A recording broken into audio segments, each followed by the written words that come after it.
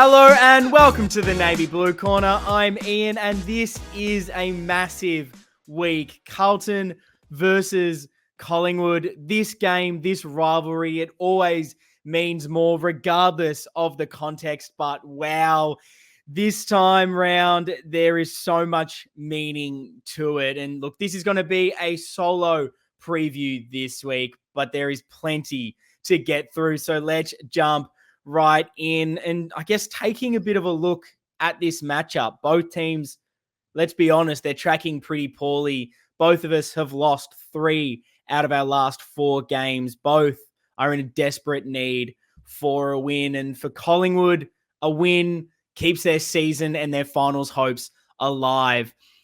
Where they currently sit, they basically need to win every single game left this season to make finals. For us, a win keeps those top 4 dreams alive. And this game could be that circuit breaker win that gives us back our confidence that we've seemingly lost over the last month. A loss for Collingwood, well, that'll end their season.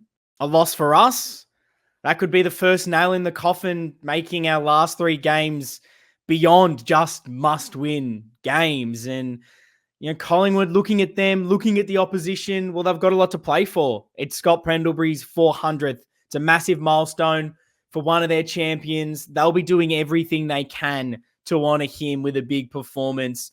And if they needed any more motivation for this game against Carlton, well, they've got it with our current predicament. If they win, it could be the start of the end of our season. And that's exactly how they're going to see it. Their motivation this week is to end our year. Something they've done before. If we lose, our spot in the top 8 it just starts to become in a massive spot of jeopardy. And, in recent years, Collingwood, they've had our number. They've won 3 of the last 4 games. They've beaten us in the close ones, the games that have mattered. When it's been time to go, time to win, we've faltered. They've been the victors. 2 years ago, flashback to it, last game of the season. Our year was on the line. We had to win to make finals, and they embarrassed us. They knocked us out of the top 8 in the last seconds of the last game of the season. It was heartbreaking. If there's a team in the AFL that doesn't fear us, that does not respect us, it's Collingwood. And let's be honest, they have every right to feel that way. They'll look at this fixture and they'll be licking their lips. Carlton down on form, down on confidence. It won't matter how they're going themselves. They will not be thinking about that. They'll believe that they can beat us. And more than ever, the motivation is there to do so. Simply, we cannot let that happen. There are no excuses this week. We have to come out firing with energy, hunger, that determination to go as hard as we ever have at the contest and tackle to hurt. I want to see some real pressure and desire hunting in packs from our boys this week. We do not let a loss happen again. Not for them, not to spoil Pendle's 400th, not to end Collingwood's season, not to save the embarrassment of losing to them. No, this is for us. Take our season by the scruff of the neck. Win it because we have pride in ourselves, in our performance, and do it together. We have the ability this season, right now, to write our own story. Our actions will determine how our seasons end. No one else's. It's about time these boys back themselves in. Now, last time we met, let's take a look at it. Last time, they beat us by 6 points earlier this year. It was close. It was a battle. In the end, when one team needed to win, they got the chocolates. And trying to look at how that game played out, Collingwood, they really stifled our ball movement. They nullified our attack. And that is something that we've seen a lot in recent weeks from our opposition. And looking at the stats, last time Collingwood had 26 more inside 50s.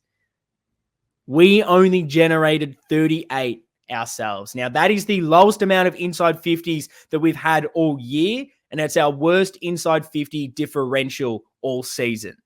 We need to be better. We need to be more creative in how we move the ball, or we're just going to go and see the exact same result. We can't be pinned in our back half, slow to react, long down the line. That's not going to work against Collingwood.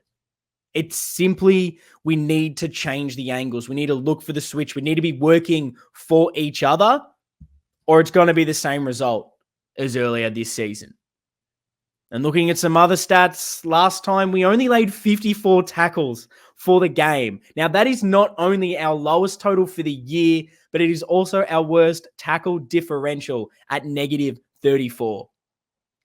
In that game, we also produced our worst inside 50 tackle differential for the year at -13. Now, we've built this game style, the culture of how we go out there and perform on contest and pressure. Michael Voss says it every single time you get a mic in his hands. And I think we finally saw a little bit of an uptick against Port.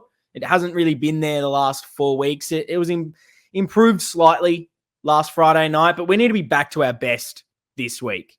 Knowing what happened last time, knowing what's on the line, we have to bring the heat around the ball and ensure that every time Collingwood pick that ball up, they know contact is coming. That strong and physical Carlton needs to be seen again. What a better time to put on that show. And I guess taking a look at Carlton and at team selection, yes, this is the blueprint to victory. How can we get back to our best? Let me know in the comments if you're watching this on YouTube or over at the socials at Navy Blue Corner if you're listening to this in audio form. Basically, what your changes are this week. Let me know who's coming in, and more importantly, who's coming out, who's making way, and why are you making those changes? We started tweaking with this team when we got those players back fit from injury. Form has seemingly gone out the window. We're starting to get a few players injured again. So how do you fix it? And can you do that at the selection table? Let me know in the comments. And for me, these changes this week, while they're pretty simple, Mackay comes back in, Lewis Young goes straight back out. That will shore up that forward line back to what we know it can be. I think Boyd has to come back in as well. Obviously, Cunningham's done his shoulder. He's out for the season. It's a sad story. A man that's had so many health and injury battles along the way. Fortunately, his season's over now, but to make way, I think you need to bring Boyd back in. He needs to slot back into the defense. Clearly, that ball movement, generating speed and taking the game on, those risky kicks with ball in hand, we know that is Jordan Boyd's forte. And they shifted Chera onto the halfback flank. Hasn't really worked. Thought maybe he'd get a little bit of confidence playing there. That was potentially the positive in that move. He hasn't really got that. He hasn't had the impact we all know he should have and can have on the contest. So I think you need to bring Jordan Boyd straight back into that defense, and hopefully we can get our ball movement back to what it needs to be. Looking at the midfield, Blake Acres, if fit, comes back into this lineup, and maybe controversially, I'm dropping/managing Ollie Hollands. I've liked what he's brought the last few weeks, but I really think we just need a little bit more physicality around the ball right now. It's harsh on a guy like Ollie, because as I said, I've loved that in recent weeks, he's at least tried to make something happen when he's won the footy. He's taking that game on. He's trying to bite off that risky kick. And look, he's turned the ball over. It hasn't worked execution-wise, but I'd always rather that than what we saw, second half, particularly in that last quarter against Port, where it was safe. It was stagnant, boring footy. So it's harsh that I'm dropping Ollie, but I think Blake Acres to one wing. And then I guess the controversial part of all of this is, well, I brought Boyd in. Acres is there. Who's the other winger? And what's happening in the midfield? And basically, Chera, I'm throwing back in the midfield. I know he's not in the greatest form. It didn't work amazingly the last 3 weeks he played in the midfield, but that's where we're going to get the best out of a guy like Adam Chera. He's clearly not that defender, so why not put him back in the coalface? Right now, a guy like Sam Walsh isn't firing in there. He's being tackled. He's being caught holding the ball far too often. He's trying to take those players on. And I don't know why it's not working, but it isn't. So let's get creative. Let's try something different. Walsh takes one wing and rotates in the midfield. Akers takes the other. If you want to throw Walsh back on the ball, if you want to float him high half forward, I think you can. And this is maybe where you're going to get that pace and explosiveness outside the contest and try to unleash Sam Walsh. He's that wing, high half forward role. So get him out there. And when he does get those stints back in the middle, that's when a Cottrell can take over. That's when a Chera can take over that wing spot. But Chera's best spot is in the midfield. Walsh right now needs something else. So those are some of the positional changes I'm making. And then the last real change is, I think Carroll, I still don't love him as the sub. I know he's versatile, but the output that we get from him probably just isn't enough right now. And we need our best players. So Jack Martin is the sub right now. Maybe he should be in the actual starting 22. Let me know if you're watching this, what you think, or head over to the socials at Navy Blue Corner. Should Martin be starting? And if so, who are you taking out?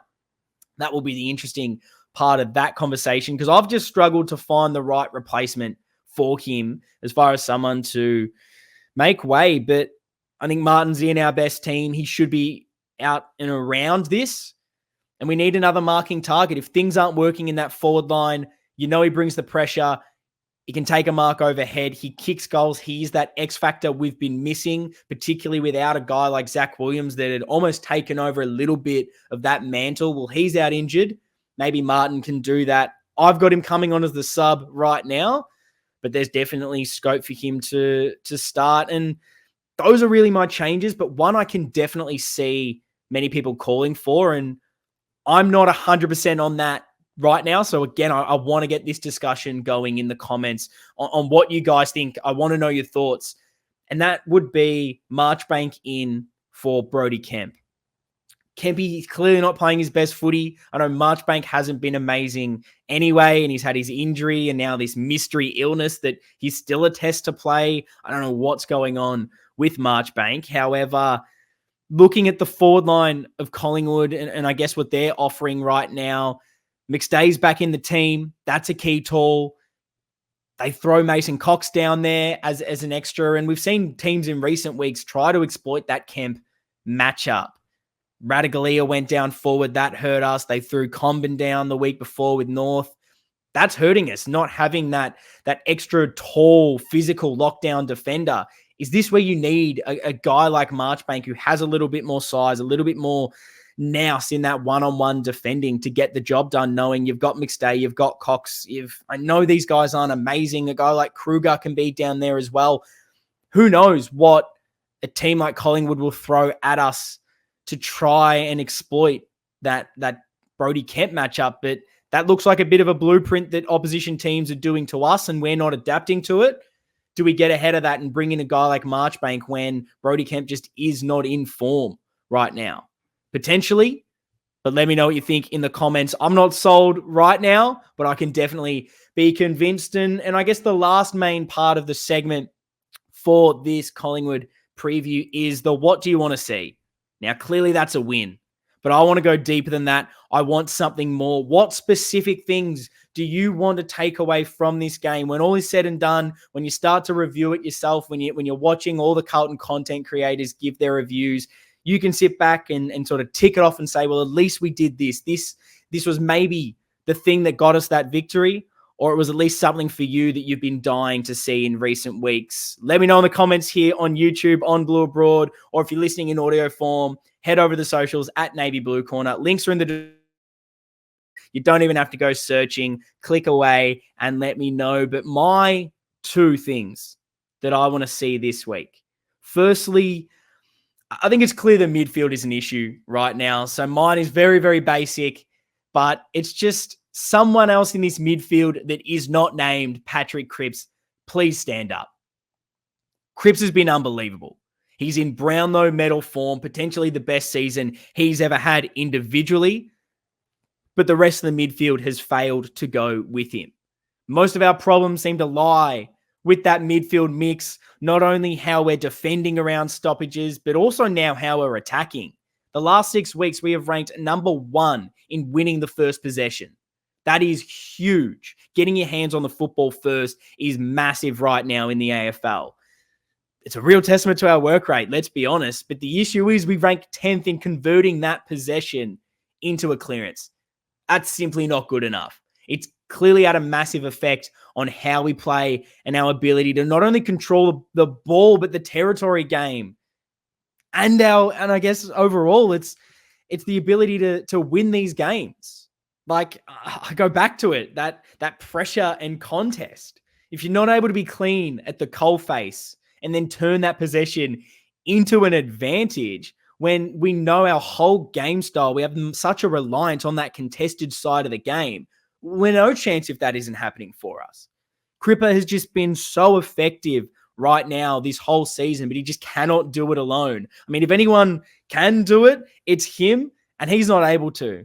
So that shows you that you need others to step up around him. And whether that's Walsh, Chera, Kennedy, Hewitt, I don't care who else is thrown into this. Do we throw Sard in, get a different look? I don't know, but whoever is there next to him, lining up in the midfield, they need to step up. It is their time to impact the game for us. We're at the pointy end of the season. We need our engine room firing. So I just want to see someone who is not Paddy Cripps take it upon themselves to lead us to victory this week. We've always seemed to be a better team when everyone steps up. Every single player contributes to the victory. It's that even contribution that you talk about. That's when we've looked our best, rather than just relying on our top stars to win games of football. It's what got us to a prelim last year. It's what produced the best football I've ever seen, particularly that Geelong game this year in that month of just sublime form. Crack in, be the team player, because Cripper, he needs some help. And I think on that midfield mix, I want to see Kennedy in there a little bit more. I touched on this in our Port Adelaide review show. He's someone that's in form wherever he is. He's impacting per possession. Get him in there. Who cares if Cripper, if Hewitt, and Kennedy, that mix with Pitternet is too slow? It gets the ball first. All those three are clean with possession. They're clean picking it up, and they can use the football.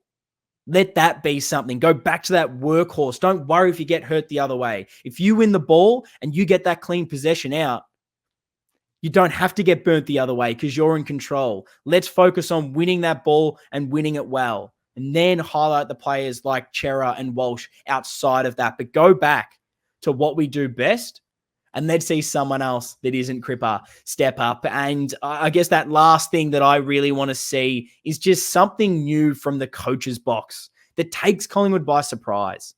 And then this is another thing I touched on in that Port Adelaide review show, because every week right now, it seems that we're just bringing the exact same thing that the opposition has planned for.